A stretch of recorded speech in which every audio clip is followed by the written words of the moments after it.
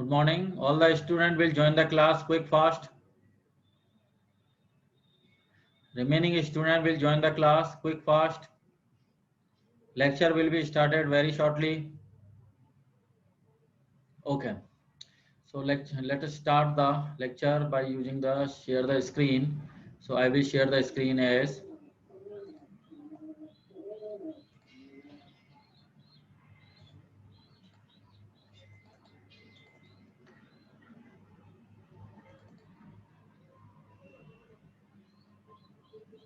okay. Today we will discuss about the next part of sequential circuits that are known as the counter. In previous classes, we have to study about the first section of the sequential circuit that is related to the flip-flop. Flip-flop are the basically the memory element, one bit memory element, where we have to discuss about the working of the flip-flop, where the flip-flop is working as a bistable multi-vibrator, and after that we have to discuss various types of flip-flop, SR flip-flop, set reset flip-flop, D flip-flop, T flip-flop, and JK flip-flop, master slave JK flip-flop. Afterward, we have to design the characteristics equation, characteristics formation of the flip-flop by using the K-map, and also discuss about the various problem and various issue in the flip-flop and sort out the various issues by using the master slave JK flip-flop. That will be the indeterminate condition when the S and R both are connected to the logic one. So there will be the indeterminate condition we have to avoid by using the JK flip-flop. Okay. So in previous classes, we already discussed about the various formation of the flip-flop. Now we have to discuss about the counter. Okay. So first of all, the counter means that is using to count the sequence. जैसे इसके नाम से indicate है counter, that means क्या करेगा, counting process. Counting process क्या है, that means the count, जैसे 0 से 1, 1 से 2, 2 से 3, 3 से 4, 4 से 5. तो बेसिकली ये क्या है, counting process. Okay. So we have to using the counter. First first point counter के पॉइंट ऑफ व्यू पे है ना.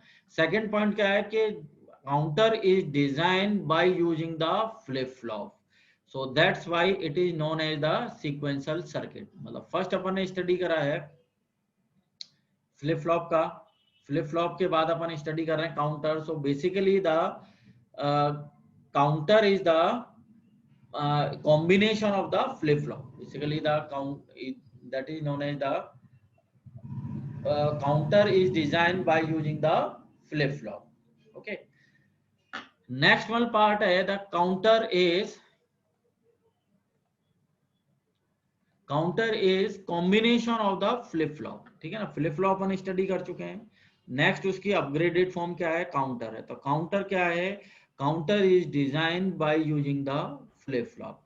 सो today we have to discuss the types of counter, है ना. So first one, this one PPT will represent the basic discrimination, basic formation of the counter. So the first one, the counter are the two types. First one is the asynchronous counter, which is also known as the serial counter. Second one is the synchronous counter, which is also known as the parallel counter. अब जैसे first की अपन study करें asynchronous और serial counter के respective, तो first one is the it is very simple. Okay, that means the इसकी designing और जिसका सर्किट है वो क्या है, सिंपल फॉर्मेशन से डिजाइन होगा. This is the simple designing process we have to using in the asynchronous और serial counter. First point. Second point is that speed limitation.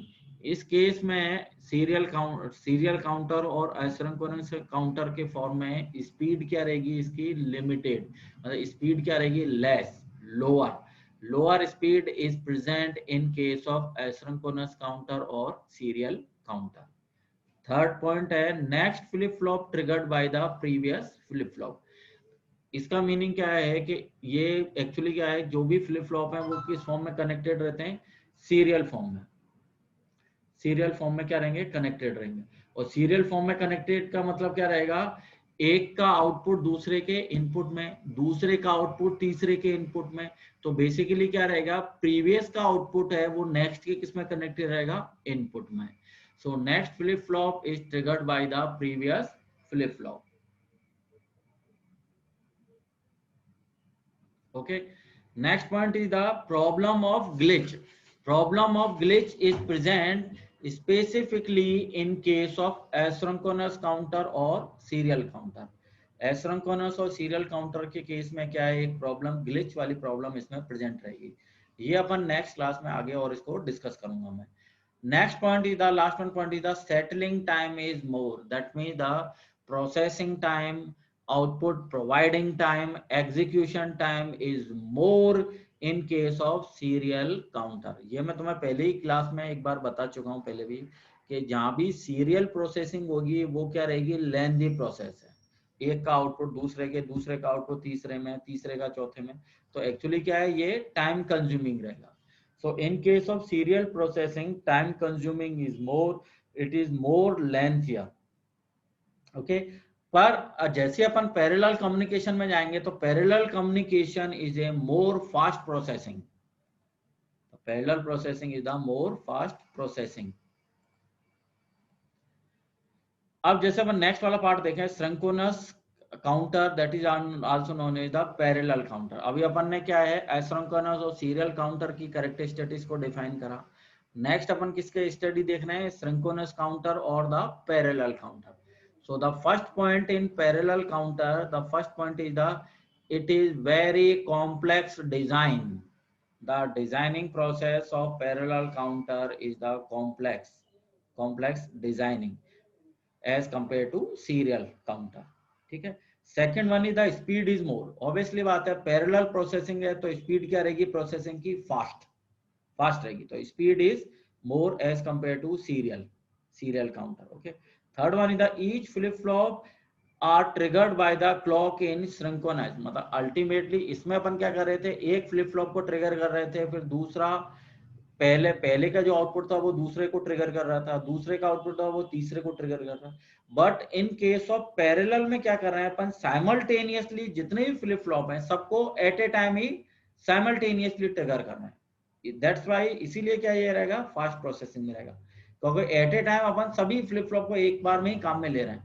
Okay, so in case of parallel counter each flip flop are triggered by the clock pulse in simultaneous formation or synchronization formation।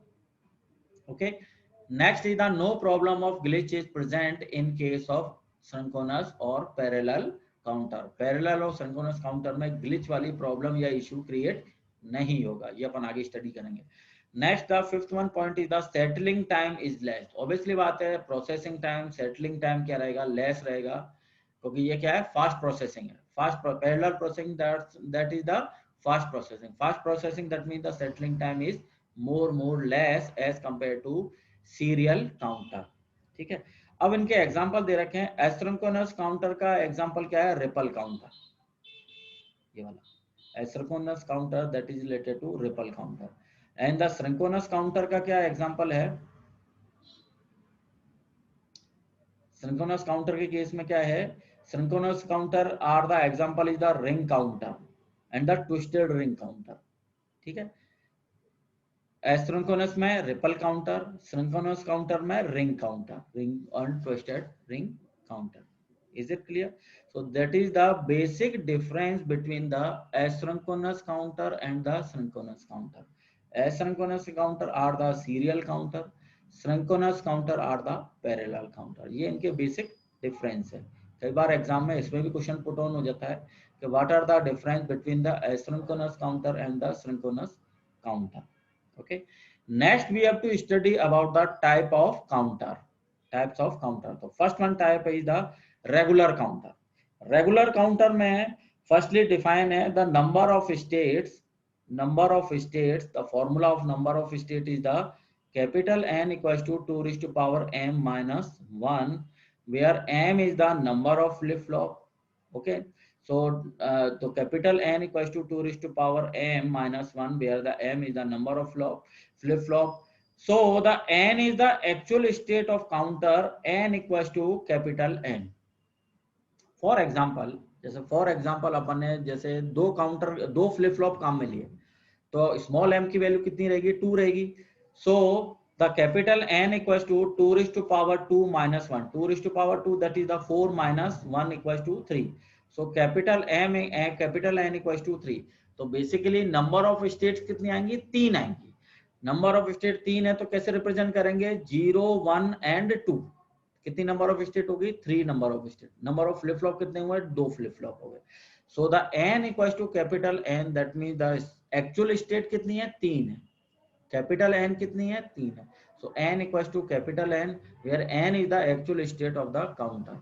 तो अब by the way अगर अपन जैसे 3 flip flop काम में लें, तो 2 raised to power 3 minus 1, 2 raised to power 3 equals to 8, 8 minus 1 equals to 7. तो ultimately कितनी स्टेट होंगी, 7 स्टेट होगी. 0 2 0 1 2 3 4 5 6 7. ओके, सो अल्टीमेटली 7 स्टेट उसमें कंसीडर करेंगे. Is it clear? So that is the basic definition in the formulation of the regular counter. Next one, B part is the truncated counter.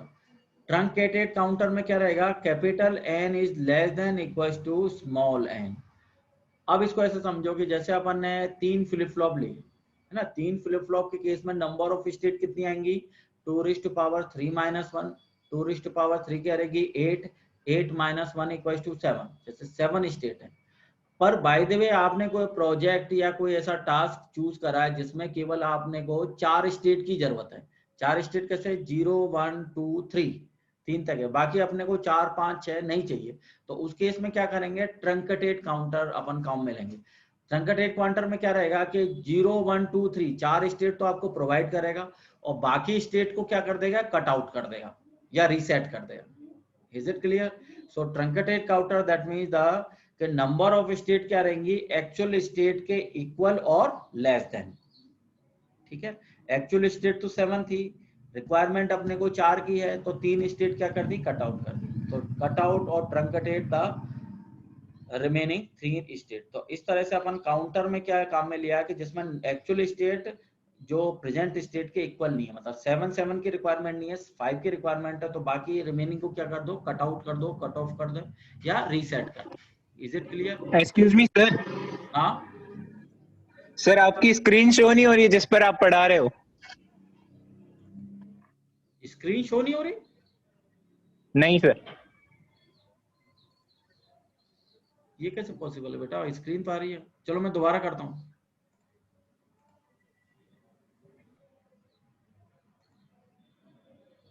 अभी display हो रही है, ये अभी show हो रही है स्क्रीन? Yes sir. ओके ठीक है, मैं दोबारा बताऊं फिर कि अभी दोबारा एक बार? हाँ सर. हाँ, थोड़ा शॉर्ट कुछ भी समझ नहीं आया. ओके ठीक, कोई बात, मैं दोबारा बताता हूँ. तो counter is the basically 2 types of counter, asynchronous counter and the synchronous counter. ठीक है, asynchronous counter there are the 5 points. First point is the very simple. Asynchronous that means the serial counter. Serial counter की क्या specific characteristics हैं? First one, it is very simple, speed is limited, next flip flop triggered by the previous flip flop, problem of glitch, and the fifth one is the settling time is more.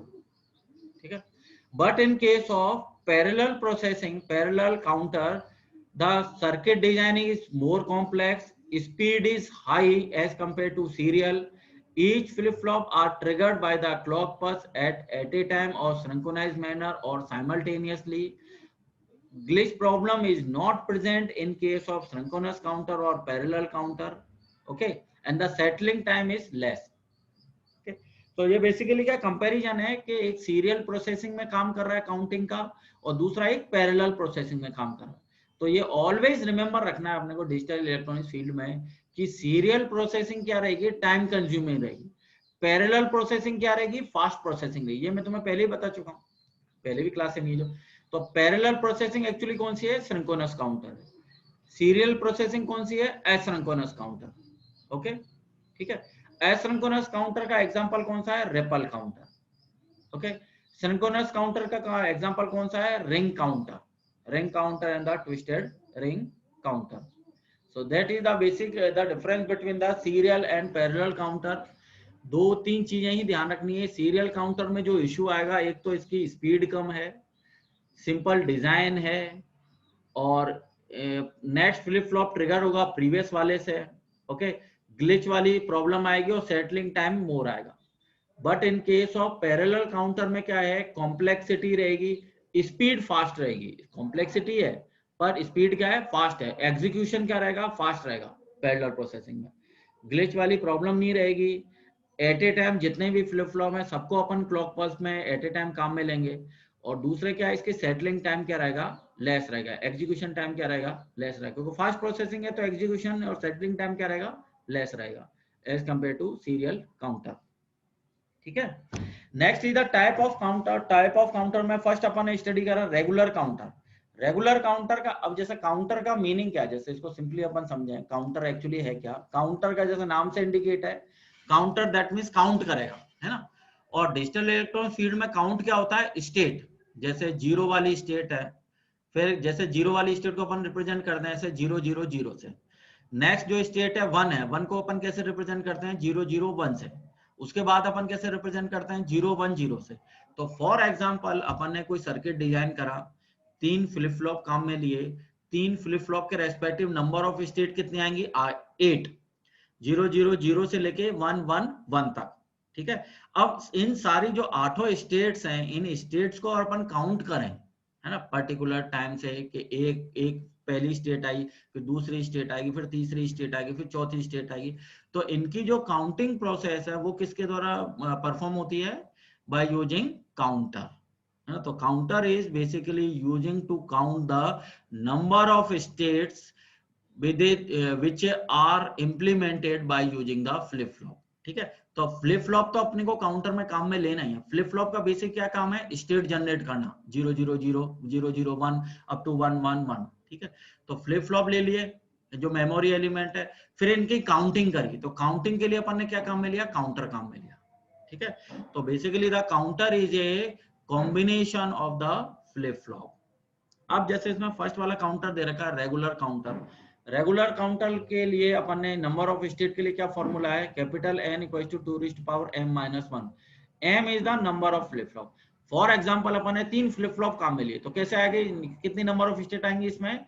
2⁻3-1. 2⁻3 8 -1 equals to 7. तो 0 2 0 1 2 3 up to 4 5 6 7. इस तरह से अपन consider करेंगे. तो total state कितनी रहेंगी? 7 state रहेंगी, 000 से लेके 7 तक. Is it clear? Okay. Next counter है ट्रंकेटेड काउंटर. ट्रंकेटेड काउंटर का मीनिंग क्या रहेगा? कि आपने जैसे कोई सर्किट डिजाइन करा, कोई प्रोजेक्ट डिजाइन करा, उसमें काउंटिंग के लिए आप जैसे 3 फ्लिप फ्लॉप लिए, टोटल स्टेट 8 है, 8 स्टेट तक वो काउंट करेगा. पर आपकी रिक्वायरमेंट है कि आप केवल 3 स्टेट को ही काउंट करना चाहते हो. शुरू की 3 स्टेट कौन सी रहेगी? 0 1 एंड 2, है ना. 3 स्टेट के लिए काउंट करे और बाकी के लिए वो क्या हो जाना चाहिए? कट ऑफ होने चाहिए या रीसेट हो जाए. तो उस केस में क्या होगा? अपन ट्रंकेटेड काउंटर काम में लेंगे.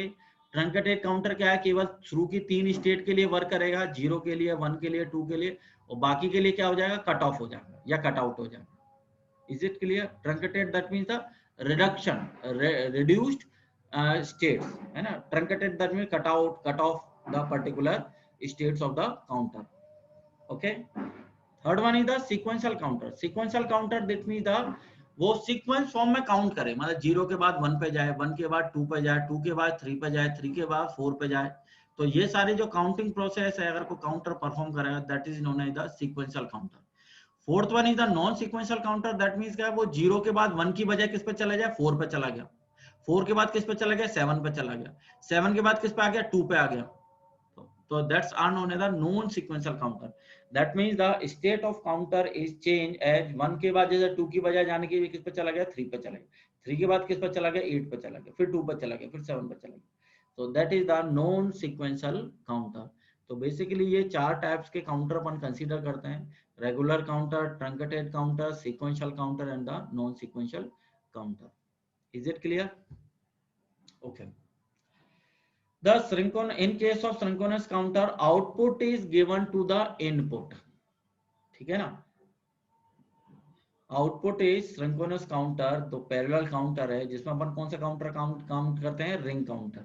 That means the in case of synchronous counter और the ring counter the output is given to the input. Output is given to the input, इसका मीनिंग क्या है, इसको ऐसे समझो, जैसे कोई अपन रिंग बनाते हैं ना, तो रिंग कैसे बनेगी कि पहले का दूसरे में, दूसरे का तीसरे का, फिर जो तीसरे का आउटपुट है वो अपन किस में देना है, पहले वाले में देना है, ठीक है ना। फीडबैक करते हैं।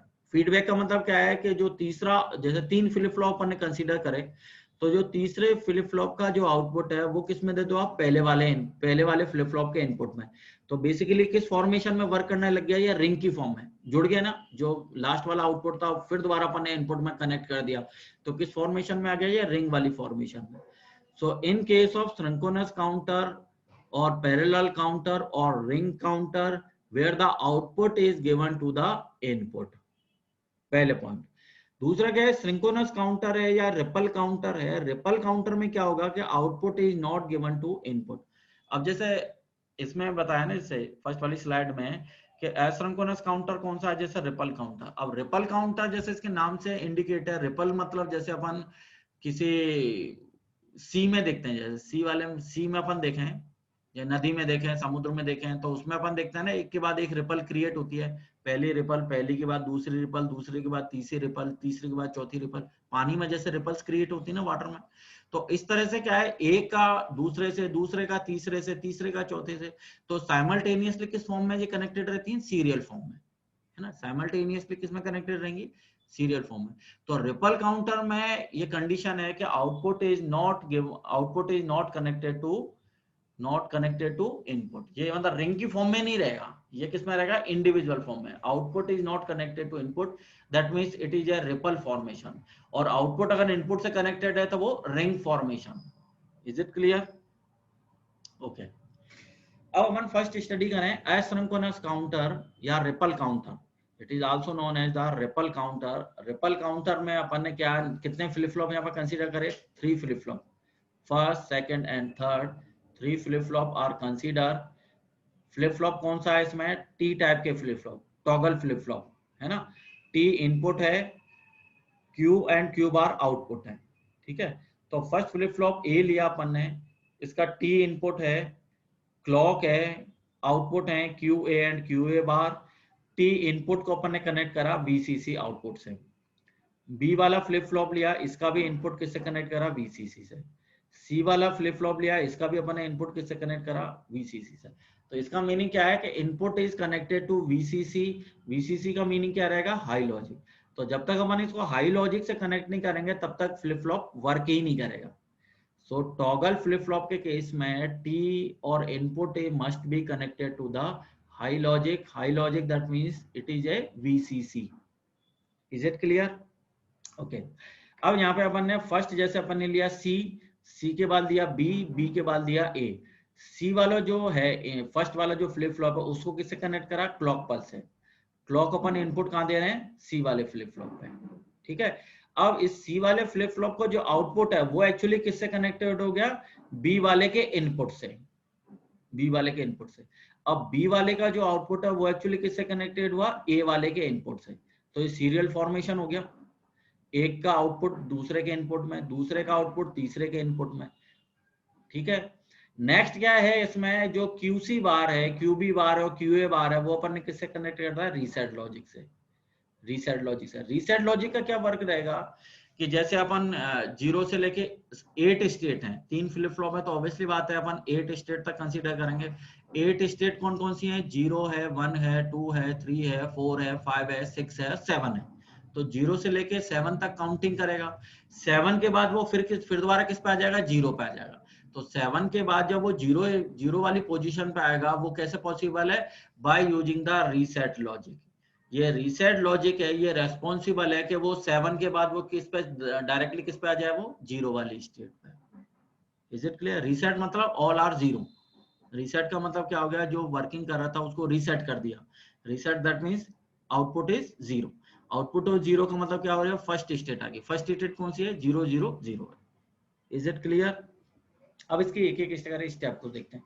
तो फर्स्ट स्टेप क्या है, clock input is given to only one flip flop, ठीक है, एक ही फ्लिप फ्लॉप में अपन क्लॉक को इनपुट दे रहे हैं, ये सी वाले फ्लिप फ्लॉप में केवल क्लॉक को दिया है, ठीक है।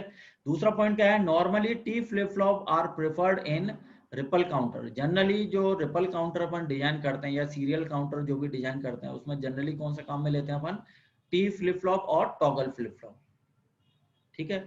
Third point, if you want N state which is less than capital N, so stop counter and reset from zero. इसका मीनिंग क्या है कि अगर बाय द वे जैसे 0 से लेके 7 तक 8 स्टेट है, पर अपने को जैसे 2 स्टेट या 3 स्टेट की रिक्वायरमेंट है, जैसे 0, 1 और 2, 3 स्टेट की रिक्वायरमेंट है, बाकी के लिए अपने को क्या करना है, ट्रंकेटेड करना है, कट ऑफ करना है, तो उस केस में भी अपन रीसेट कर सकते हैं। यानी वो क्या होगा, 0 पे जाएगा, 1 पे जाएगा, 2 पे जाएगा, फिर वो रीसेट होकर किस पे आ जाएगा, दोबारा 0 पे आ गया। मतलब 2 के बाद वो 3 पे जाना चाहिए था, पर 3 पे जाने के बजाय वो किस पे आ गया, 0 पे आ गया। सो 0 पे आने के लिए अपने को कौन सा कॉम्बिनेशनल सर्किट काम में लेना पड़ेगा, ये रीसेट लॉजिक। सो रीसेट लॉजिक का मीनिंग ये है कि अपने को जहां रिक्वायरमेंट नहीं है वहां उसको 0 कर दो, तो वो शुरू से स्टार्ट हो जाएगा, ओके। फोर्थ क्या है, Q and Q bar of the previous flip flop given to the next flip flop. Obviously बात है, एक का आउटपुट दूसरे के इनपुट में, दूसरे का आउटपुट तीसरे के इनपुट में, तो कौन सी फॉर्मेशन है, सीरियल फॉर्मेशन है। काउंटर कौन सा डिजाइन होके आएगा इसमें, रिपल काउंटर। काउंटर कौन सा होगा, ये ripple counter. Is it clear? अब कंसीडर फॉर, अब जैसे सर्किट डायग्राम के रेस्पेक्टिव कंसीडर है 3 बिट रिपल काउंटर, ये अपन ने कंसीडर कर लिया। नंबर ऑफ स्टेट कितनी रही, 8 रही इसमें, 2⁻3 - 1 capital N equals to N less than equal to 2⁻m - 1 उस फॉर्मूले से, ठीक है। So number of states are basically define the modulus of the counter. जैसे अपन उसको टेक्निकली अपन उसको मॉडुलस ऑफ काउंटर भी कह सकते हैं, 7 मॉडुलस का, 3 मॉडुलस का, 4 मॉडुलस का काउंटर है, तो उसके नंबर ऑफ स्टेट के रेस्पेक्टिव उसका मॉडुलस कैलकुलेट होता है। अब जैसे इस वाले फ्लिप फ्लॉप में देखें अपन, अब ये जैसे कोई अपन ने रिपल काउंटर डिजाइन करा है, रिपल काउंटर को अपन एनालिसिस करें वेव फॉर्म से। बड़ा इंपॉर्टेंट है बेटा, ये बहुत इंपॉर्टेंट है, एग्जाम में जनरली आता है, इसको बहुत केयरफुली समझना कि bye using the wave form से उसको एक्सप्लेन करना है द रिपल काउंटर को। तो उसने क्वेश्चन में पुट ऑन करा के फ्लिप फ्लॉप आप डिजाइन करो, 3 फ्लिप फ्लॉप लेके आप रिपल काउंटर डिजाइन करो, ठीक है। और वो रिपल काउंटर की ट्रिगरिंग कौन सी होनी चाहिए, नेगेटिव एज ट्रिगर। क्वेश्चन में पुट ऑन कर दिया कि नेगेटिव एज ट्रिगर्ड 8 स्टेट का रिपल काउंटर अपने को डिजाइन करना है, ठीक है। ये अपन ने 3 फ्लिप फ्लॉप ले लिए 8 स्टेट के रेस्पेक्टिव, ए बी सी। ए में अपन ने क्लॉक दिया, इसके जो इनपुट था टीए, टीबी और टीसी, इनपुट को किससे कनेक्ट करा, वीसीसी से कनेक्ट करा। क्यूए जो आउटपुट है वो दूसरे के इनपुट में दे दिया, क्यूबी जो आउटपुट है वो तीसरे के इनपुट में दे दिया, और क्यूसी पे अपन ने आउटपुट ले लिया, ठीक है। अब यहाँ पे कोई अपन ने रीसेट लॉजिक क्यों नहीं कनेक्ट करा, क्योंकि अपने को कोई स्टेट ट्रंकेटेड करनी ही नहीं है, सारी की सारी स्टेट कंसीडर करनी है 0 से लेके 7 तक, इसलिए अपन ने कोई रीसेट लॉजिक कनेक्ट नहीं करा। सारी अपन स्टेट कहाँ से ले रहे हैं, 0, 1, 2, 3, 4, 5, 6, 7, सारी की सारी स्टेट अपन काम में ले रहे हैं 0 से लेके 7 तक, तो अपन ने कोई रीसेट लॉजिक भी काम में नहीं लिया, कोई ट्रंकेटेड नहीं करा, ओके। अब इसके वेवफॉर्म देखो, बड़ा इंपॉर्टेंट है बेटा, ये वाली वेवफॉर्म दी और ये नेगेटिव साइड में क्या हो रही है, डाउनवर्ड डायरेक्शन में हो रही है, तो डाउनवर्ड डायरेक्शन का मतलब क्या रहेगा, नेगेटिव एज ट्रिगर्ड। अगर ये अपवर्ड डायरेक्शन में रहती तो कौन सा होता है, ये पॉजिटिव एज ट्रिगर्ड।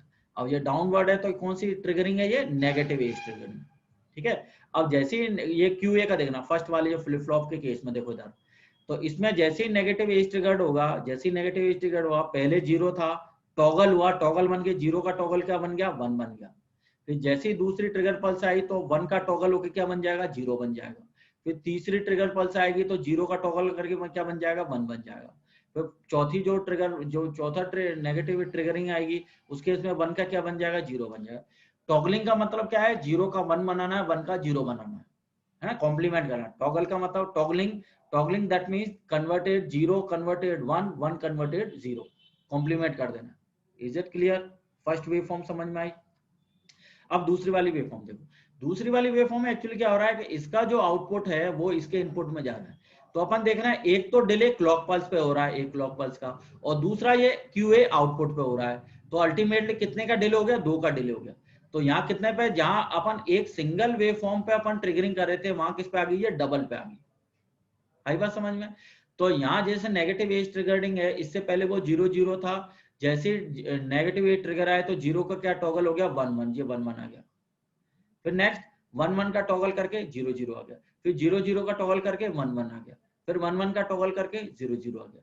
तो अल्टीमेटली अब इसमें ऑब्जर्व करने वाली चीज क्या है क्यूए और क्यूबी में, कि दोनों ही केस में क्या हो रहा है, डिफरेंस बढ़ गया है, टाइमिंग का डिफरेंस, टाइम पीरियड बढ़ गया।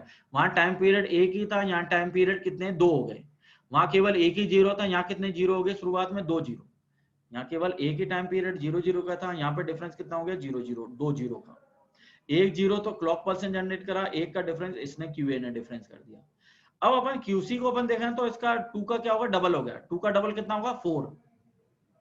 तो यहाँ कितने स्टार्टिंग कितने 4 जीरो, फिर 4 1, फिर 4 जीरो, फिर 4 1। तो अल्टीमेटली इससे कंक्लूजन क्या निकला कि सीरियल प्रोसेसिंग में ये इशू है कि जैसे अपन कनेक्ट करते जाएंगे तो टाइम डिले बढ़ता जाएगा, टाइम ड्यूरेशन बढ़ता जा रहा है। पहले टाइम ड्यूरेशन जैसे 5 था, फिर दूसरे वाले केस में 5 का डबल 10 हो गया, फिर तीसरे वाले केस में 10 का डबल 20 हो गया। तो अल्टीमेटली क्या टाइम ड्यूरेशन बढ़ता जा रहा है सीरियल में, टाइम कंज्यूमिंग बढ़ता जाएगा तो वो उतना ही ज्यादा डिले क्रिएट करता जाएगा, आउटपुट उतना ही लेट अपने को मिलेगा। ठीक है ना। So ultimately the serial or the ripple counter will creating the more delay as compared to parallel processing. अब इसकी ट्रूथ टेबल देखो, ट्रूथ टेबल में जैसे फर्स्ट टाइम ड्यूरेशन के लिए देखा तो क्या है ये 0 0 0, नेक्स्ट के लिए क्या है 1 0 0, फर्स्ट के लिए क्यूए पे 0, क्यूबी पे 0, क्यूसी पे 0, क्यूए पे 0, क्यूबी पे 0, क्यूसी पे 0। नेक्स्ट टाइम ड्यूरेशन के लिए क्यूए पे 1, क्यूए पे 1, क्यूबी पे 0, क्यूसी पे 0, क्यूबी पे 0, क्यूसी पे 0। नेक्स्ट के लिए क्यूए पे 0, क्यूबी पे 1, क्यूसी पे 0, क्यूए पे 0, क्यूबी पे 1, क्यूसी पे 0। तो इस तरह से अपन टेबल डिजाइन कर लेते हैं। और ये वाली जो स्टेट है वो किससे रिलेटेड है 0 से, नेक्स्ट वाली 1 से, नेक्स्ट वाली 2 से, 3 4 5 6 7 तक। तो इस तरह से अपन इसको डिजाइन कर सकते हैं, है ना। एग्जाम में design the ripple counter bye using the 4 step, bye using the steps, by using the circuit diagram, by using the waveform and by finally using the truth table। इस तरह से ये क्वेश्चन कंप्लीट होता है wonderful. ठीक है, आज इतना ही पढ़ते हैं, आज इतना ही रहेगा। ठीक है, तो मैंने अभी एक तो तुम्हारे जो पीपीटी और नोट्स हैं काउंटर के रेस्पेक्टिव, वो मैंने गूगल क्लासरूम पे अपलोड कर दिए हैं, वहां से आप इसको डाउनलोड कर सकते हो इसके नोट्स को। ठीक है, और इसका जो वीडियो लेक्चर है वो मैं अभी गूगल क्लास ये कॉलेज के ऑफिशियल यूट्यूब चैनल पे अपलोड कर दूंगा। और रही बात तुम्हारे मिड टर्म एग्जामिनेशन की, तो मिड टर्म एग्जामिनेशन में यूनिट फर्स्ट, यूनिट सेकेंड और यूनिट जो सिक्वेंशियल सर्किट की यूनिट है, यूनिट 5th है, उसमें फ्लिप फ्लॉप तक आएगा। ये काउंटर वाला पोर्शन में आपके मिड टर्म एग्जाम में नहीं दूंगा। ठीक है, ओके। तो अभी तक आज वाली क्लास से जो पहले, आज वाली क्लास को छोड़ के जो पहले तक का पढ़ाया हुआ है ना, वहां तक मिड टर्म एग्जाम में आपके आएगा। क्लियर है? ठीक है, कई बच्चों को डाउट हो रहा था कि मिड टर्म में क्या सिलेबस रहेगा, क्या क्वेश्चन पुट होंगे, तो होप सो वो आपके क्लियर हो गया होगा। और आज के लेक्चर का कोई डाउट हो, कोई क्वेश्चन हो, कोई प्रॉब्लम हो, तो वो अभी आप मुझसे डिस्कस कर सकते हो। Okay, thank you.